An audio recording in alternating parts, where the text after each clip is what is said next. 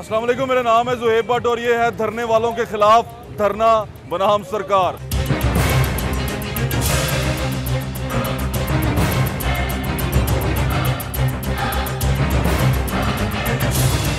मैं सारे पाकिस्तान के इदारों को कहता हूं कि ये अब आपने वीडियो देखनी है।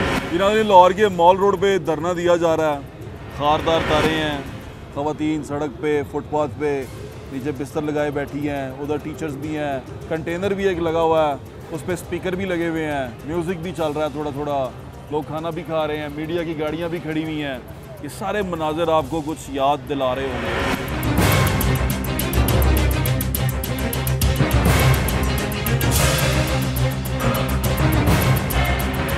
और स्पेशली वो लोग जो आज ऐवान में हैं और जिन लोगों के ख़िलाफ़ ये धरना दिया जा रहा है, ये तमाम मनाज़िर उनको कुछ याद ज़रूर दिला रहे होंगे। अगर नहीं दिला रहे होंगे तो आए चल के मैं आपको याद दिलाता हूँ कि ये हुआ क्या था।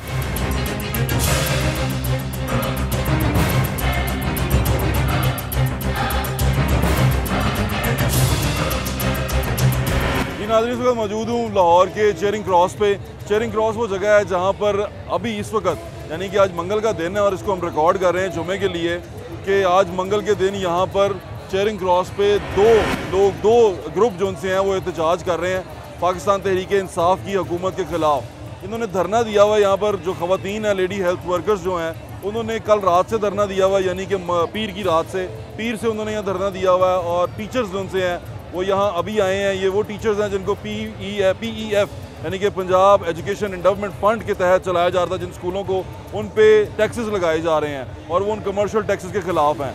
दोनों जो जमातें हैं, दोनों जो ग्रुप हैं, एक तरफ टीचर्स हैं, एक तरफ लेडी हेल्थ वर्कर्स हैं, दोनों ने धरना दिया हुआ है। धरना जो सा है वो पंजाब ये तहरीक इंसाफ की हुकूमत के लिए कोई नया नहीं है, यानी कि ये वो लोग हैं जिन्होंने लोगों को धरना देना सिखाया है। तो आज उनके खिलाफ धरना दिया जा रहा है। धरना दिया जा रहा है तो लेडी हेल्थ वर्कर्स जो मुज़ाकरात करने गई तो मैडम यास्मीन राशिद ने कहा कि ये धरना जो है सियासी मकासद के लिए दिया जा रहा है, हमारी हुकूमत को डिरेल करने की कोशिश है। मुराद राज साहब ने क्या कहा, उनके कितने मुतालबात पूरे किए और उनको क्या प्रॉब्लम है वो भी आपको सुनाते हैं, यहाँ बात करते हैं। लेकिन जो आज का प्रोग्राम करने का मकसद है वो सिर्फ आपको ये बताना है कि धरने की एक रिवायत आपने डाली थी और अब वो रिवायत जो सी चल पड़ी है और ये रिवायत जो सी आपकी अपनी डाली हुई है और अब आपको खुद इससे परेशान होने की ज़रूरत नहीं है। लोगों से बात करते हैं और आपको बताते हैं इनके मुतालबात आखिर में हैं क्या।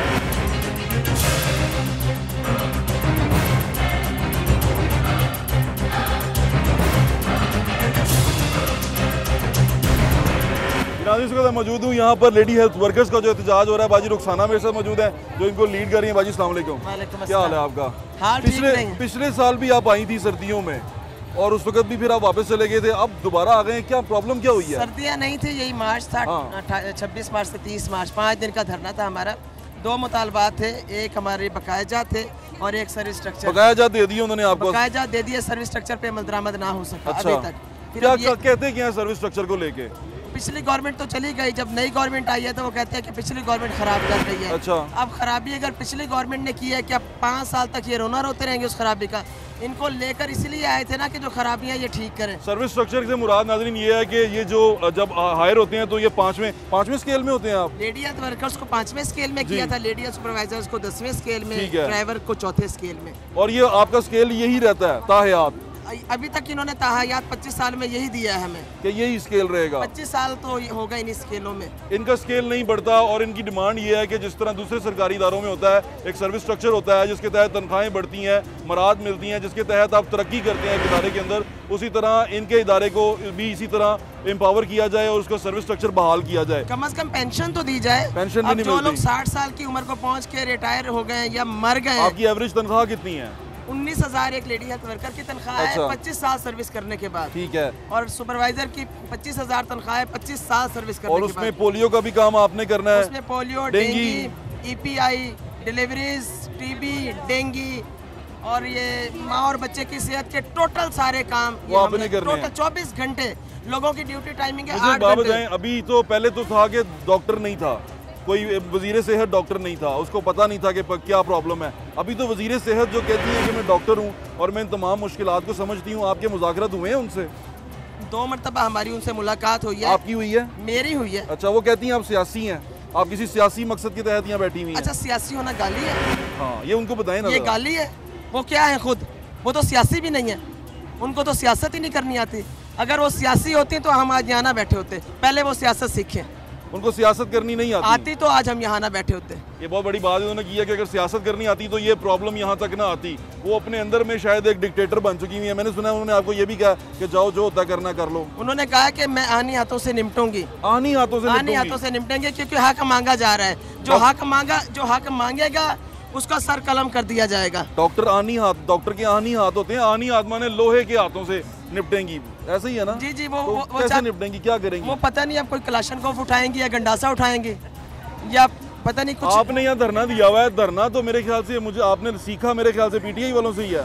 पीटीआई वालों से धरना सीखा था। पीटीआई वालों ने तो इक़्तिदार के लिए धरना दिया था और हम तो अपने हक के लिए धरना दे रहे हैं। हमें इनकी कुर्सियाँ नहीं चाहिए। इनका धरना जायज़ था।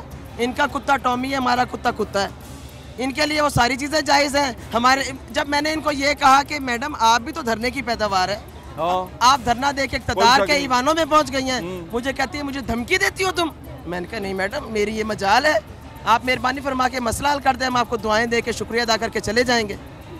कहते हैं ये नहीं होगा, आप ब्लैकमेलर हैं, आप शरपसंद हैं, आप हमें ब्लैकमेल कर रही हैं, आप सियासी एजेंडे पर हैं। अगर हम जो जैसा कि आपने स्टार्ट में कहा कि पिछले मार्च में भी हम यहाँ लाहौर धरने में थे, उस वक़्त यही मसूफ़ा जो उस वक़्त अपोजिशन में थी आपके पास आई थी, मेरे पास आई और मुझे कहा कि बेटा आप मेरे बच्चे हैं, आपके मसले बहुत ये बड़ी अहम बात कर रही हैं। यानी कि ये वो वक्त था जब डॉक्टर यास्मीन राशिद साहिबा पंजाब हुकूमत को पसंद नहीं करती थी, शहबाज शरीफ को पसंद नहीं करती थी, उसकी बनाई हुई कोई कंपनी पसंद नहीं करती थी। उनको यहाँ पर जो अस्पताल थे वो टूटे फूटे नज़र आते थे और आज के दिन जब वो खुद वजीर हैं उनको यहाँ के अस्पताल वर्ल्ड क्लास हॉस्पिटल नज़र आते हैं और उनको ऐसा लगता है कि पंजाब का हेल्थ सिस्टम बहुत अच्छा है। और आज उनको एहतजाज करने वाला शरपसंद नज़र आता है और उसका लगता है भी वही चला रही हैं, वही कंपनियां आगे इन्होंने कंटिन्यू की हैं। सारी कंपनियां कंटिन्यू है। अस्पतालों में मेडिसिन नहीं है, मरीज भी मर रहे हैं, अब ये एम्प्लॉइज भी सड़कों पर हैं और मैडम साहब सुकून की नींद सो रही हैं।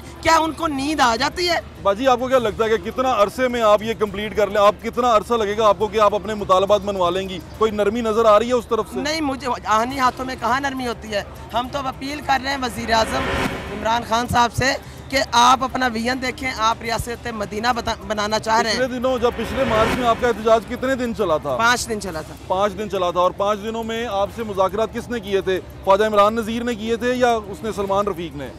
उन दोनों ने नहीं किए थे, उससे पहले वो मुज़ाकरात करते रहे थे। हाँ। वो जाते जाते उनको पता था कि इक़्तिदार ख़त्म हो रहा है तो किसने किए थे? वो हमें नोटिफिकेशन उन्होंने भेज दिया था, बुलाते रहे थे मुज़ाकरात के लिए, हम नहीं गए थे। ठीक है। तो उन्होंने हमें यहाँ लेटर दे दिए थे मीडिया के ज़रिए। हमें हमारे लिए मीडिया के ज़रिए वो लेटर मिलना एज़ाज़ की बात है कि आप ही वो लोग हैं जो हमारी आवाज़ आगे पहुँचाते हैं दर्दमंदी के साथ। और इनके दिल तो पता नहीं अब वो प्रोफेशनल हो गए और इनके दिल सारी रात से ख़वातीन यहाँ पर हैं और यहीं पर हैं। कोई खाने पीने का बंदोबस्त कैसे हो रहा है? नहीं, हम अपनी मदद आपके तहत चने खा रहे हैं और पानी पी रहे हैं। ठीक है, हमें वो वाले धरनों की ज़रूरत नहीं है जो लाखों के जो खाने आते थे और पानी आते थे, मिनरल वाटर्स आते थे और कुर्सियों पे बैठ के धरने सजते थे और डांस पार्टीज होती थी। हमारा तो धरना है वो आम लोगों का। 19,000 में जो अपना घर चलाती है औरत, ये उसका धरना है। हमारे ये चोचले हम अफोर्ड नहीं कर सकते, उस पर भी हम शरपसंद हैं। अदालत में कोई आपने वकील करके कोई राब्ता किया? अभी नहीं किया हमने। आप करना चाहती हैं? नहीं, हम तो चाहते हैं कि हम तो इतने गरीब लोग हैं, हम तो इतने बड़े बड़े वकीलों की फीसें भी नहीं अदा कर सकते ना। हम तो 19,000 लेने वाले कैसे फीसें अदा करेंगे? हम तो चाहते हैं कि आपके तवस्सुत से हमारी आवाज़ वहाँ तक पहुँचे। ये सियासत कर रहे हैं या नहीं कर रहे, या यहाँ पर जो हो रहा है वो गलत हो रहा है या सही हो रहा है, इसका फैसला आपने करना है। और यहाँ अभी सूरत हाल ये है कि वो लोग जो कहते थे कि धरना दे के हम अपना हक लेने आए हैं, आज उनको धरना बुरा लगना शुरू हो गया और वो कोशिश कर रहे हैं कि इनसे आनी हाथों से निपटा जाए। ये नियती औरतें हैं जो 2 रातों से यहाँ पर मौजूद हैं और जब ये प्रोग्राम चलेगा जुम्मे को हो सकता है कि इनके मुतालबात सुने जाए। हमारी दुआ है कि सुनी जाए कि इनका प्रोग्राम, इनका जो ये धरना है ये कामयाब हो और ये अपने यहाँ से मुतालबात मनवा के जाएँ। जो पिछले साल भी इनको एक लॉलीपॉप दे दिया गया कि आपके बकाया जा तो क्लियर कर देते हैं, लेकिन आपका सर्विस स्ट्रक्चर बहाल नहीं करते। सर्विस स्ट्रक्चर जो उनसा है उसके अंदर पैसे लगते हैं और वो पैसे कहा जाता है कि हमारे पास है नहीं, फंड हमारे से मिलता नहीं है। लेकिन यहाँ पर दूसरी चीज़ ये आती है कि इनका सर्विस स्ट्रक्चर बहाल करने में 1 साल लग गया और अपनी तनख्वाहें बढ़ाने में सिर्फ 20 मिनट लगे। यानी कि मुआवजा मुआवजा सिर्फ इतना सा करें कि सरकार जो सी है, जो ऐवान में बैठे हुए लोग हैं, जो इक़्तिदार में बैठे हुए लोग हैं, वो खुद इतने कमज़ोर हैं कि वो दीवारों के पीछे छुप गए हैं और इन निहत्ती औरतों से डर गए हैं। यानी कि उनको पता नहीं चल रहा कि उन्होंने करना क्या और इक़्तिदार चलाना कैसे है। इससे तो फिर पीछे वाले बेहतर थे, जो कम अज़ कम मुज़ाकरात की टेबल तक तो आते थे, बात तो करते थे और इनको इनसे बातचीत करते थे, और धरने वाले को भी वो डी चौक से इस्लामाबाद तक, वज़ीर आज़म हाउस तक जाने देते थे।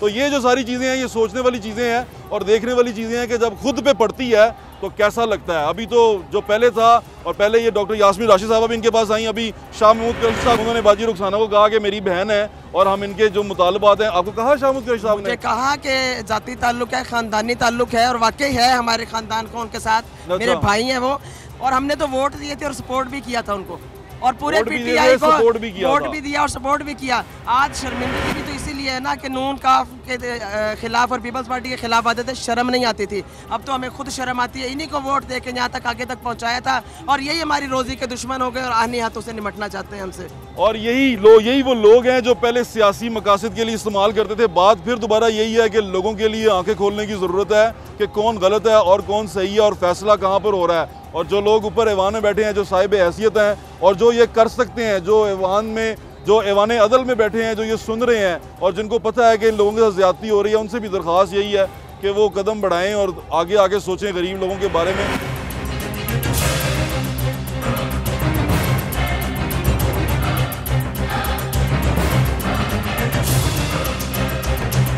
नाज़रीन, कुछ ख़वातीन हमारे साथ मौजूद हैं जो पंजाब के मुख्तलिफ अजला से आई हैं और यहाँ पर वो एहतजाज कर रही हैं।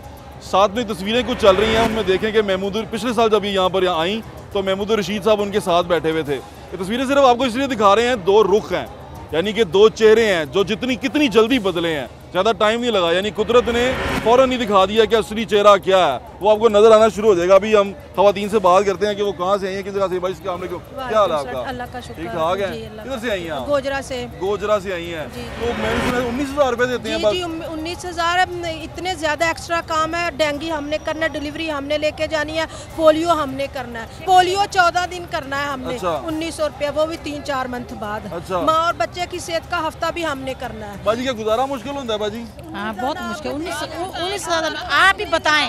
आप बताएं ना कि सारा 19,000 में हो जाएगा। हमारे भी बच्चे हैं, अगर हम लोगों के बच्चों की खिदमत कर सकते क्या हम अपने बच्चों का तोहफा नहीं दे सकते? सुबह से डेली 1000 रुपया तो कम से कम हो ना। एक MPA के जो पैसे मिल रहे थे महीने के, वो 83,000 रुपया मिल रहा था, जो उन्होंने कहा कम है, 83,000 में हमारा खर्चा पूरा नहीं होता, और इसलिए उन्होंने उसको 83,000 से 2 लाख रुपए पे ले गए। और इनकी तनख्वाह जो सी है वो सिर्फ 19,000 रुपये है। और वो ये भी नहीं कह रही कि इतनी बढ़ा दें, वो ये कह रही हैं कि हमें हमारी सर्विस के मुकाबले में उसको सर्विस स्ट्रक्चर बना दें कि हमारी अगर सीनियरिटी बढ़ती जाए तो हमारी तनख्वाह बढ़ती जाए, जैसे सरकार के दूसरे इदारों में होता है। तो इसको सरकार के दूसरे इदारों की तरह ट्रीट क्यों नहीं किया जा रहा? इनकी डिमांड ये है। यही डिमांड है ना बाजी? 2004 के 3 के ऑर्डर हुए हैं हमारे नेशनल प्रोग्राम में। 2012 से हमें इन्होंने परमानेंट किया, तो हमारी पिछली सर्विस किधर गई? परमानेंट नहीं किया? नहीं, क्यों? पिछली हमारी सर्विस किधर चली गई? वो सर्विस को करते हुए जो कौन 20 साल हो गए। 20 साल, और वो सर्विस में जाएंगे तो तब आपको सर्विस मिलेगी, पेंशन मिलेगी। तो हम में से कोई भी पति कोई जिंदा रहे। बात सुने, हमें कहते हैं कि डिलीवरीज लेके आए सरकारी अस्पतालों में, खुद डॉक्टर्स प्राइवेट करते हैं, और जब BH हम लेके जाते हैं वो लोग इतनी मुश्किल से मानते हैं। आगे LVC डॉक्टर कोई चेक नहीं करता, अच्छा इंतजाम नहीं है।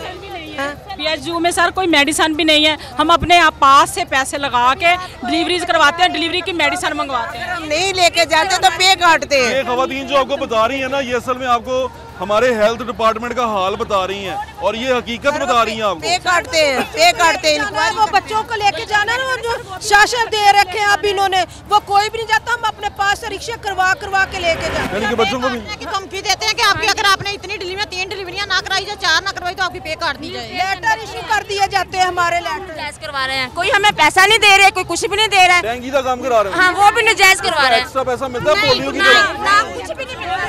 जो उन्होंने सेंटी पेट्रोल भर्ती की है सिर्फ डेंगू करने के लिए। पेट्रोल कोई काम लिखने वाला नहीं है। अगर आप डेंगू का काम इनको एक्स्ट्रा दिया जाता है, उसके पैसे नहीं मिलते। सर जी, उनको 21,000 रुपया सैलरी मिल रही है सिर्फ डेंगू वालों को। और अगर ये पोलियो का काम 5 दिन कतरे पे लाती है तो उसका इनको महीने का 1900। सर हमें वो दे रहे हैं 1900 रुपया 5 दिन का, लेकिन हमसे रिपोर्ट लिखवाते हैं 14 दिन। 14 दिन की 14 दिन करवाते हैं हमसे स्वीप, दोबारा एक दिन हमने स्वीप भी करते हैं और फिर 5 दिन रिपोर्ट करते हैं, स्वीप करते हैं। वो एक घर, पहले एक घर से शुरू होकर ना सारा एरिया करना ना, फिर दोबारा एक घर में जाना, डोर मार्किंग करनी है, दोबारा एक घर की। इतना जुल्म भी नहीं है, पानी नहीं पीते, नहीं पानी पीने की परमिशन नहीं है हमें।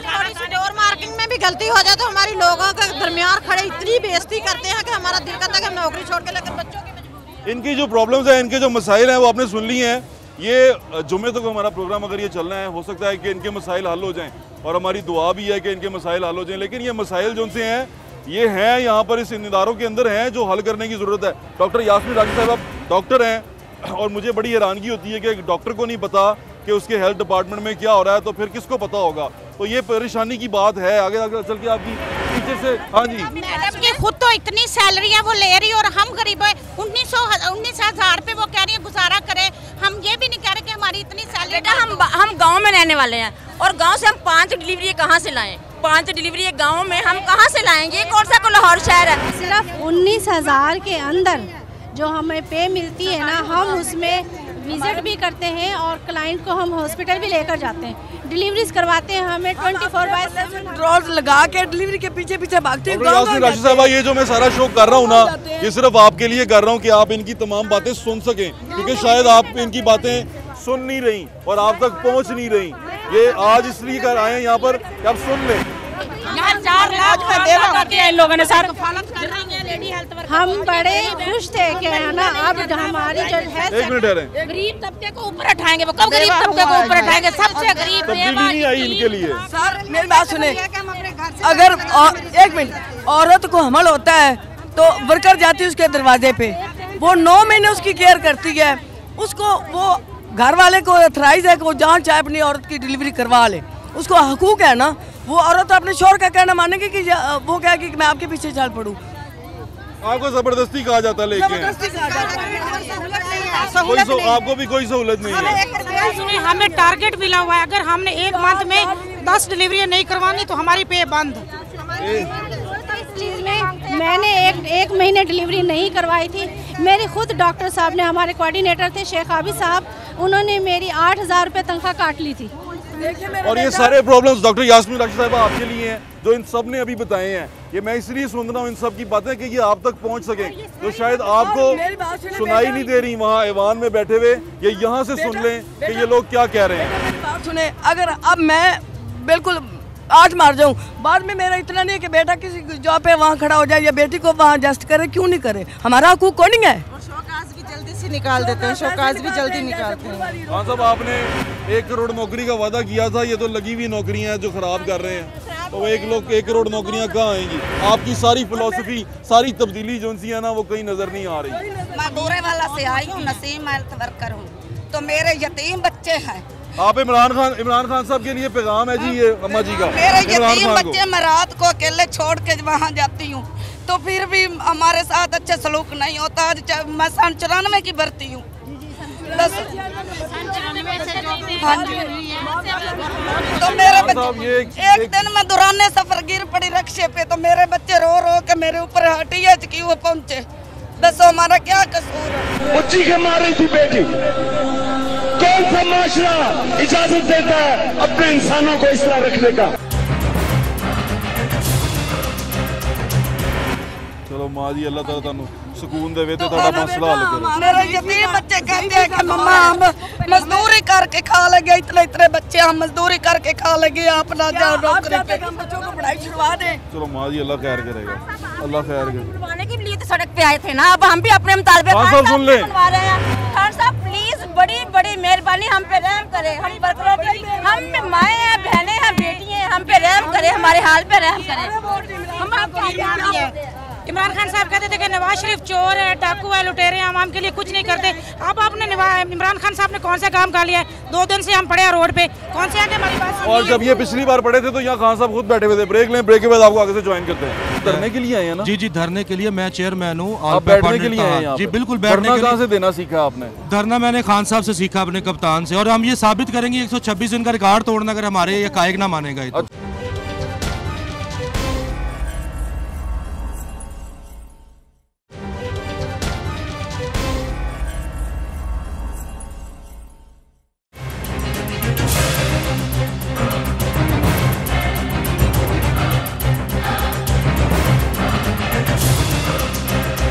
नाज़रीन, डीएसपी अनारकली ज़फ़र अब्बास नकवी साहब हमारे साथ मौजूद हैं। डीएसपी अनारकली और सिविल लाइन हैं। अस्सलाम वालेकुम सर, क्या हाल है? वालेकुम अस्सलाम। ठीक ठाक हैं आप? शुक्रिया जी, मेहरबानी। सर, यहाँ अभी आप आए हैं और ड्यूटी कर रहे हैं इनकी सिक्योरिटी पे, क्या यहाँ मॉल रोड पे धरना देना अलाउ है सर कानूनन?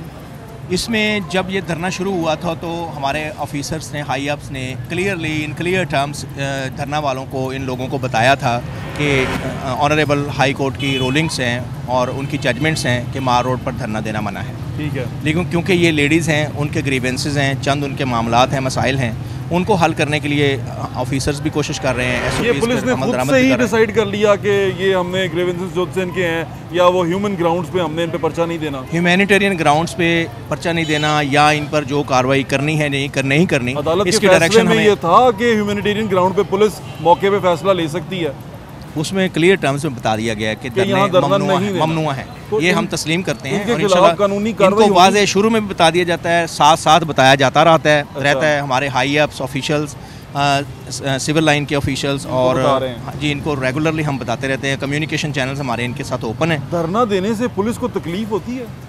अवाम नास को ज़्यादा तकलीफ होती है इसमें। पुलिस की तकलीफ का बताएं। हमारी तो ड्यूटी है, हमने तो जहाँ भी हमें बुलाया जाना है अल्हम्दुलिल्लाह कॉल ऑफ ड्यूटी पे हमने पहुँचना है। अच्छा। और हम सुबह 6 बजे से यहाँ अभी भी मौजूद हैं, शाम के 6-7 बज चुके हैं। मैं खुद फिजिकली मौजूद हूँ, मेरे हमरा 3 SHO साहबान मौजूद हैं। इसके अलावा हमारी नफरी यहाँ पर ARF भी मौजूद है। ARF मौजूद है, SSU हमारी नफरी होती है पुलिस लाइन किला गुजर सिंह में, वो बेस करते हैं, वो एंटी राइट के लिए होते हैं। इसके अलावा हमारी मसल्ला, गैर मसल्ला और टीयर गैस, कंसंट्रीना वायर, बैरियर्स, ये तमाम ड्यूटी हमने मुकम्मल की हुई है। तो इसका मतलब पर्चा जो उनसे है वो पुलिस ने डिसाइड किया है कि हमने नहीं देना? नहीं, it is not decided yet. ये इंशाल्लाह अज़ीज़ आने वाले हालात और आने वाले वक्त में बताया जाएगा। आप कितनी देर तक ये यहाँ पर बैठ सकते हैं?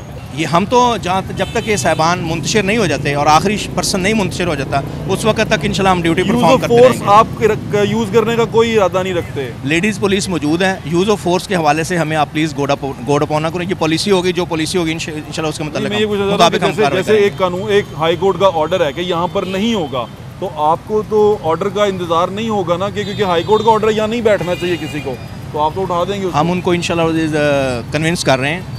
उनके ग्रीवेंसेस, उनके मुज़ाकराती टीमों के साथ, जो मुतल्लिका मुज़ाकराती टीमें हैं उनके साथ उनके कम्युनिकेशन चैनल्स को ओपन करवा रहे हैं, मीडिएटर का रोल अदा कर रहे हैं। इसके अलावा उनकी जो जायज़ है या नाजायज़ है उस पर भी बात हो रही है। ऑफिसर्स की पॉलिसी भी है, वक्तन वक्तन आपने भी डिसाइड किया कि अभी इन पे पर्चा नहीं देंगे हम, हायर अप्स ने। ये इंशाल्लाह पॉलिसी के मुताबिक काम किया जाएगा। बहुत बहुत शुक्रिया DSP, thank you so much for your time. नाज़रीन, ये वक्त वही है जो आपको याद आ गया होगा कि जब धरने वाले इस्लामाबाद में अप्रोच कर रहे थे टुवर्ड प्राइम मिनिस्टर हाउस, तो उस वक्त भी पुलिस ने ह्यूमैनिटेरियन ग्राउंड्स पे एक्शन नहीं लिया था उनके खिलाफ। उस वक्त बाद में लिया, वो बात की बात है, लेकिन उस वक्त एक्शन नहीं लिया गया था। तो ये सारी बातें जो पुरानी यादें हैं ये ताज़ा हो रही हैं आज यहाँ पर लाहौर के चेरिंग क्रॉस के ऊपर। बस आप देखते जाएं, आपको लोगों से बात करवा रहे हैं।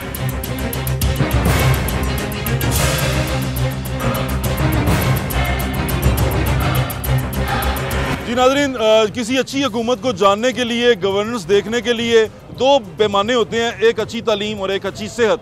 और आज यहाँ पर लाहौर के अंदर, लाहौर शहर के अंदर चेरिंग क्रॉस के ऊपर दोनों ही डिपार्टमेंट के लोग सरापा एहतजाज हैं, अपने अपने हकूक़ की जंग लड़ने यहाँ पर आ पहुँचे हैं। वैसे भी लाहौर शहर तो चलाया नहीं जा रहा, पंजाब के बहुत सारे ऐसे डिपार्टमेंट हैं जो पता नहीं कहाँ चले गए हैं। वज़ीर आला साहब जो वसीम अकरम प्लस हैं, उनसे सिर्फ अपनी उनको मराद की फ़िक्र पड़ी हुई है और कुछ समझ में नहीं आ रहा। यानी कि सूबे का निज़ाम जो है वो ऐसे लगता है किसी अनाड़ी के हाथ में आ गया है और उससे संभाला नहीं जा रहा, और वो अनाड़ी जो है ना वो हर चीज़ का सत्यानाश करी जा रहा है। और ये सत्यानाश कब तक करेगा ये वक्त बताएगा। लेकिन हम यहाँ इस वक्त एक धरने में खड़े हैं। ये इस धरने को ज़रा डी चौक के धरने से कंपेयर करें। आज अंदर बैठे हुए जो ईवान में लोग हैं वो कहते हैं ये सियासी लोग हैं।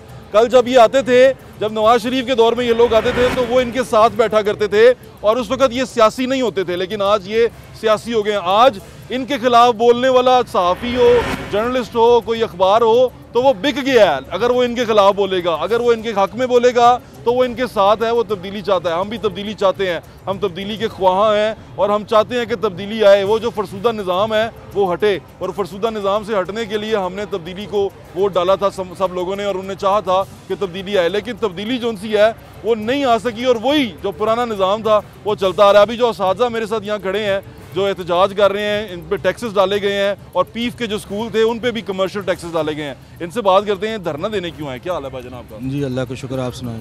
धरना क्यों देने आए पहले ये बताएं। असल में जी ये पंजाब एजुकेशन फाउंडेशन एक पब्लिक प्राइवेट पार्टनरशिप प्रोजेक्ट। आप धरने के लिए आए हैं ना? जी जी, धरने के लिए मैं चेयरमैन हूँ। आप बैठने के लिए आए हैं यहाँ जी पे? बिल्कुल बैठने के लिए। कहाँ से देना सीखा आपने? धरना मैंने खान साहब से सीखा, अपने कप्तान से, और हम ये साबित करेंगे 126 दिन का रिकॉर्ड तोड़ना अगर हमारे ये कायक ना मानेगा। अच्छा, बिल्कुल इंशाल्लाह। धरना आपने कप्तान से सीखा? ये कप्तान की सुन्नत को जिंदा किया हमने आज। डॉक्टर मुराद रास और डॉक्टर यास्मीन राशिद दोनों डिपार्टमेंट्स को कोई डॉक्टर चला रहे हैं, तो डॉक्टर साहब संभाल नहीं पाए इस चीज को। हमने 12 उनके पास गए अपने मामला लेकर, क्या कहते हैं? सुनने को तैयार नहीं। क्या कहते हैं? कुछ नहीं कर बड़े रहे यार, पढ़े लिखे आदमी है वो तो बड़े। बस ये असल तब्दीली के जो ख्वाब हमने देखे थे वो चकनाचूर हो चुके हैं।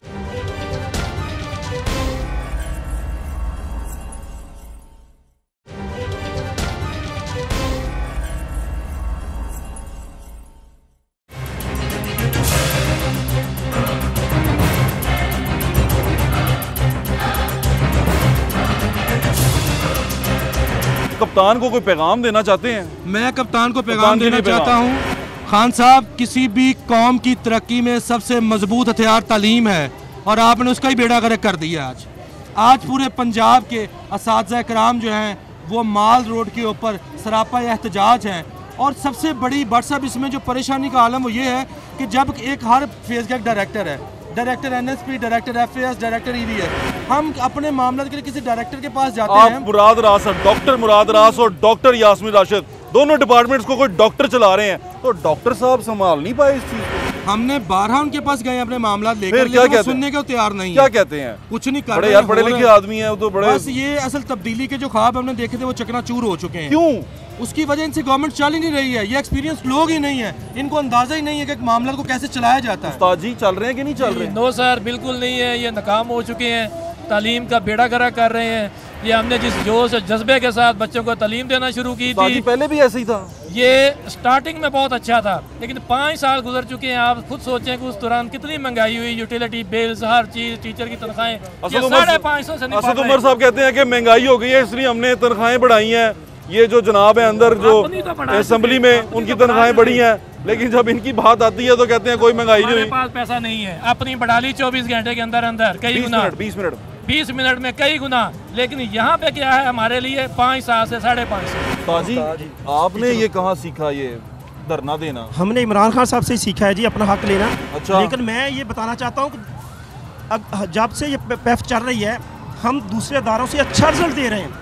जब हम रिजल्ट अच्छा दे रहे हैं, अगर तो हम रिजल्ट अच्छा नहीं दे रहे उसको हाईलाइट किया जाए, हमारे सामने लाया जाए। हमारा कम अज़ कम रिजल्ट 75% से ऊपर होता है, कम अज़ कम 75% से। ये क्या है? पेफ की पॉलिसियाँ आईने पाकिस्तान से मुतसादिम है। इसका ये है, उस्ताद ने मुझे करेक्ट किया, मुतसादिम है। इससे मुराद ये है कि कोई भी इदारा बनता है, आप समझते हैं कि उसके रूल्स एंड एसओपीज एक दफ़ा डिज़ाइन होते हैं, इनके हर महीने रूल्स एंड रेगुलेशन चेंज कर देते हैं। ये वाशरूमों पे जुर्माने लगा रहे हैं, तारों पे जुर्माने लगा रहे हैं। वाशरूम पे क्या जुर्माना? ये जी सफाई नहीं हो रही, इस तरह नहीं हो रही, आप 5-5 माह पेमेंटें नहीं दे रहे, लोगों को जलील और रुसवा करते हैं।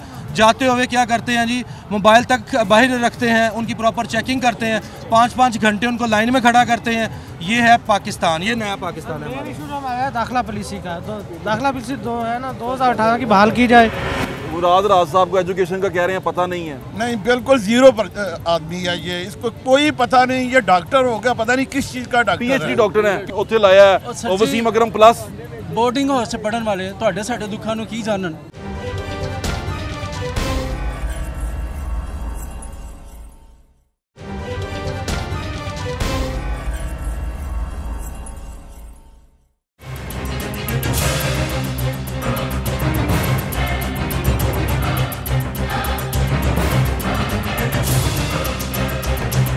डॉक्टर मुराद राज की उस्ताद जी समझ आ रही है कोई? सर, इसको इस शोबे का पता ही नहीं है, एजुकेशन क्या चीज़ है ये इसको पता ही नहीं है। हम एक दफ़ा मुलाकात कर चुके हैं, क्या कहते हम क्वेश्चन खुद का कुछ करते हैं, वो जवाब कुछ देते हैं, उनको इसके बारे में इल्म नहीं है। आपकी टीम के बारे में क्या कह सकते हैं इनको पता नहीं है बिल्कुल इस बारे में एजुकेशन का पता नहीं है। मुराद राज साहब को एजुकेशन का कह रहे हैं पता नहीं है। नहीं, बिल्कुल जीरो आदमी है ये, इसको कोई पता नहीं। ये डॉक्टर हो गया, पता नहीं किस चीज का डॉक्टर है। पीएचडी डॉक्टर है, पीएचडी एडमिनिस्ट्रेशन में। मैं अब कोई लफ्ज मजीद तो नहीं कह सकता, लेकिन पता नहीं किस चीज का डॉक्टर के तालीम का इससे कोई पता नहीं। अच्छा, हाँ, तालीम के मामले में जीरो है जी। कप्तान ने क्या सी मैं उत्थे लाया है वसीम अकरम प्लस। बोर्डिंग हाउस से पढ़न वाले ਤੁਹਾਡੇ ਸਾਡੇ ਦੁੱਖਾਂ ਨੂੰ ਕੀ ਜਾਣਨ। ਅੱਲਾ ਬੇਜਲੇ ਜਾਣਦੇ ਨਹੀਂ ਹੈ, ਉਹ ਪੈਪ ਨੂੰ ਸੰਭਾਲ ਕੇ ਬੈਠੇ ਹੋਏ ਨੇ। ਉਹਨਾਂ ਨੇ ਸਾਡੀਆਂ ਪਾਲਿਸੀਆਂ ਆਪਣੀਆਂ ਬਣਾ ਕੇ ਬੇੜਾ ਕਰੇ ਕੀ ਕਰਨਾ ਹੈ। और की करना है जी। हम तो कहते हैं अगर पीएफ के अफादियत जानना चाहते हैं तो वो डॉक्टर अल्लाह बख्श मलिक से पूछ लें, परवेज इलाही साहब से पूछ लें, राजा अनवर साहब से पूछ लें, इन लोगों से पूछ लें, परवेज इलाही साहब से पूछ लें। यानी कि खान साहब की जो 11 है ना, इमरान खान 11 पंजाब में, वो सारी फ्लॉप हो गई है, एनगलो नहीं जीते जाना। गवर्नमेंट स्कूल तो इतने हैं नहीं कि ये जो बच्चे हैं उसमें समाज आए। अगर प्राइवेट तलीमी इदारे हैं तो उसको ये बंद करने की तरफ, ख़त्म करने की तरफ चल पड़े हैं कि इनकी पॉलिसी ये है कि प्राइवेट तलीमी इदारे जो छोटे, जो वेलफेयर इदारे हैं, छोटे लेवल के इदारे हैं, उनको ये ख़त्म करना चाहिए। मेरी दुआ है कि आपका जो ये मसला है ये हल हो जाए जल्दी। हमारा प्रोग्राम चलना है जुमे को और आज है मंगल। मेरी दुआ है कि अल्लाह ताला आपका ये मसाइल हल करे और आप इसको बखूबी कर दें, पूरा कर दें। लेकिन ये जो धरना आपने दिया है ना, ये धरना मैं आपसे दोबारा ये पूछना चाहूँगा, ये आपने कहाँ से सीखा है? क्यों धरना देने? हमने कप्तान से सीखा है, इमरान खान से। अच्छा, हाँ जी, वो धरना दे सकते हैं अपने नजायज मुतालबात मनाने के लिए। हम अपने हक के लिए धरना दिया है। ये जो सूरत हाल है, ये धरने की जो बात हुई है, धरना देने की जो बात हुई है, धरना किसने देना सिखाया, धरना कहाँ से आया, पाकिस्तान में धरना कौन देता था और कामयाब धरना किसने दिया, ये सारा तारीख है। और ये तारीख जो सी है ये चलती आ रही है। और इस तारीख के कुछ मनाजिर आपको दिखा रहे हैं विंडोज़ में, जो आप देख रहे हैं कि दोनों धरने कंपेयर कर लें। एक धरना जो उन्होंने दिया धरने वालों के खिलाफ, आज धरना हो रहा है यहाँ पर, और ये अपने मुतालबात पूरे करवा पाएंगे या नहीं करवा पाएंगे, ये जुमे तक कोई फैसला हो चुका होगा जब ये प्रोग्राम चलेगा। लेकिन जो मकसद था आज यहाँ के आपको बताने का, वो ये था कि धरना जो सा है, धरना देना और फोर्स से अपनी चीज़ मनवाना वो कैसी चीज़ होती है, और वो हमारे यहाँ रिवायत पड़ चुकी है और वो पड़ चुकी है और अब उसका मुकाबला करना पड़ेगा। और खान साहब की जो 11 है, यानी कि कप्तान 11 जो ये पंजाब चला रही है, वो बुरी तरह फेल होती नज़र आ रही है। चाहे वो एजुकेशन की फील्ड हो, चाहे वो हेल्थ फील्ड हो, ये बुरी तरह नाकाम हो रही है और संभाल नहीं पा रहे। और जब ये पहले धरना देने आते थे तो इस धरने के अंदर कप्तान के खिलाड़ी बैठे होते थे, लेकिन आज कप्तान के सारे खिलाड़ी पीछे से जा चुके हुए हैं, वो पिछले दरवाज़ों से ऐवान असेंबली से निकल चुके हुए हैं। तो ये समझने की बातें हैं, सोचने की बातें आपके लिए छोड़े जा रहा हूँ, सोचने और समझने के लिए कि ज़रा सोचें कि हो क्या रहा है। और जो तब्दीली के दावे करते थे, तब्दीली के वादे करते थे, वो भी उसी डगर पे तो नहीं जिस पे पुराने चलते रहते थे। अपना ख्याल रखें, मुझे इजाज़त दें, इंशाल्लाह दोबारा मुलाकात होगी। अल्लाह हाफ़िज़, पाकिस्तान जिंदाबाद।